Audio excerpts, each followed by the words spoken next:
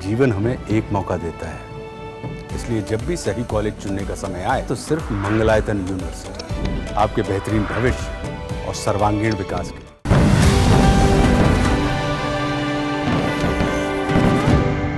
देश का अगला उपराष्ट्रपति कौन बनेगा, इसकी तलाश में रविवार शाम को बीजेपी संसदीय बोर्ड की एक अहम बैठक होने वाली है। इसमें एनडीए के उपराष्ट्रपति पद के उम्मीदवार के नाम पर भी फैसला लिया जा सकता है।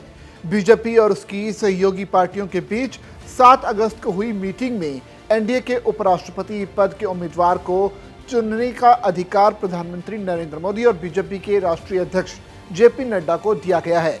उम्मीदवार के नाम पर सहमति बन जाने के बाद बीजेपी अपने सहयोगी दलों को इसकी जानकारी देगी। सूत्रों का कहना है कि एनडीए संसदीय दल की बैठक 19 अगस्त को संसद परिसर स्थित संसद पुस्तकालय भवन में होगी। इस पद के लिए होने वाले चुनाव के लिए नामांकन दाखिल करने की अंतिम तारीख 21 अगस्त है।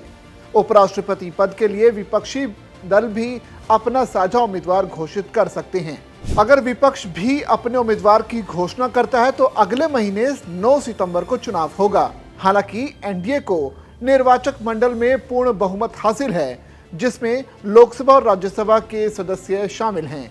मुकाबले की स्थिति में सत्तारूढ़ गठबंधन के उम्मीदवार की जीत की पूरी संभावना है।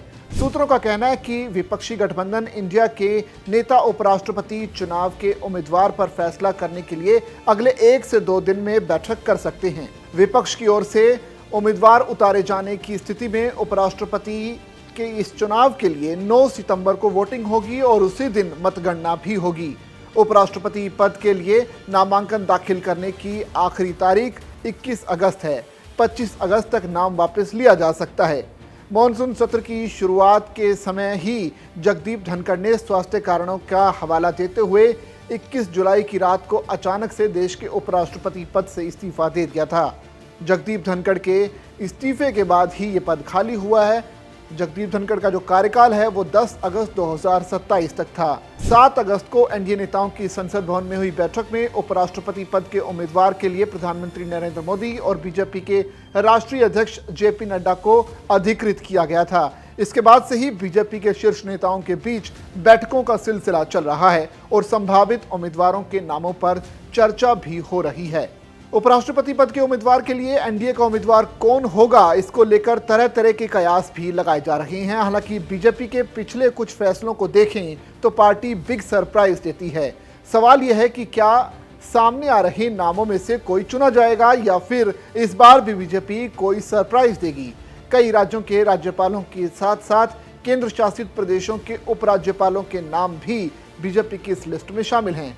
2017 में बीजेपी ने पूर्व अध्यक्ष और नरेंद्र मोदी सरकार में कैबिनेट मंत्री रहे एम वेंकैया नायडू को उपराष्ट्रपति बनाया था।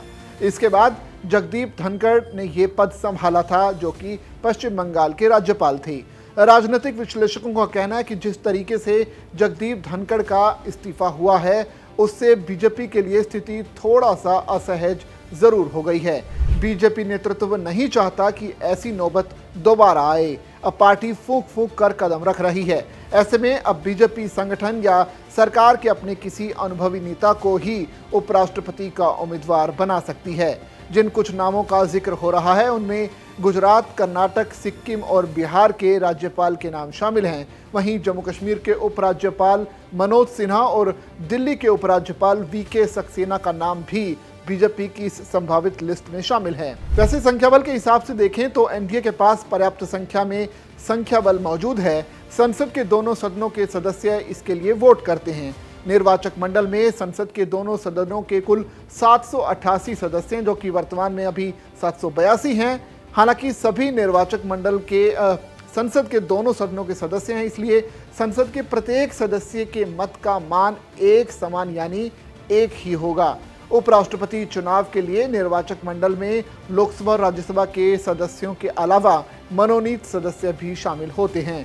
निर्वाचक मंडल की मौजूदा प्रभावी संख्या बल 782 है, जिसमें सत्तारूढ़ एनडीए को करीब 425 सदस्यों के समर्थन के साथ बढ़त हासिल है। इंडिया गठबंधन के पास 300 से ज्यादा सदस्यों का समर्थन है। वहीं राज्यसभा में 18 सदस्य ऐसे हैं जो सत्ता या विपक्ष किसी भी गठबंधन में शामिल नहीं हैं। इनमें बीजेडी, वाईएसआर, कांग्रेस और भारत राष्ट्र समिति यानी बीआरएस शामिल है। केवल बीजेपी का संख्या बल देखें तो लोकसभा में बीजेपी के 240 सदस्य हैं और राज्यसभा में 102 सदस्य हैं। वहीं कांग्रेस के लोकसभा में 99 सांसद हैं और राज्यसभा में 27 सांसद हैं। विपक्षी गठबंधन के एक वरिष्ठ नेता का मानना है कि उपराष्ट्रपति चुनाव को लेकर यह भी भावना है कि इनमें उम्मीदवार उतारा ऐसा जाए जो चाहे नतीजे कुछ भी हों, लेकिन ऐसा करने से राजनीतिक संदेश जाएगा। उपराष्ट्रपति पद के लिए अब तक 16 चुनाव हुए हैं और केवल 4 बार ही उम्मीदवार निर्विरोध जीत सके हैं, जबकि 2 चुनाव में बहुकोणीय मुकाबला देखने को मिला है। ऐसे में उम्मीद जताई जा रही कि उपराष्ट्रपति चुनाव के लिए एनडीए उम्मीदवार के नामांकन के समय शक्ति प्रदर्शन भी देखने को मिल सकता है। नामांकन के समय एनडीए के सभी मुख्यमंत्री और उप मुख्यमंत्रियों के अलावा कई बड़े नेता भी इसमें शामिल हो सकते हैं। प्रमुख सहयोगी दलों के शीर्ष नेता और केंद्रीय मंत्री भी इस दौरान बैठक में मौजूद रह सकते हैं। इससे एनडीए की एकता का संदेश जाएगा और 2014 में बीजेपी की सत्ता में आने के बाद पहले उपराष्ट्रपति चुनाव में कांग्रेस और विपक्ष ने गोपाल कृष्ण गांधी को उम्मीदवार बनाया था। 2017 में उनका मुकाबला बीजेपी के एम वेंकैया नायडू से था। 2022 में कांग्रेस ने मार्गरेट अल्वा को बीजेपी उम्मीदवार जगदीप धनखड़ के खिलाफ चुनाव मैदान में उतारा था, लेकिन नतीजा जगदीप धनखड़ के पक्ष में गया था। अब देखना पड़ेगा कि इस बार उपराष्ट्रपति पद के इस चुनाव में किसे और कब जीत मिलती है। वैसे आपकी नज़र में एनडीए की तरफ से उपराष्ट्रपति पद का उम्मीदवार कौन सा होना चाहिए? आप कमेंट करके हमें अपनी राय ज़रूर बताइए।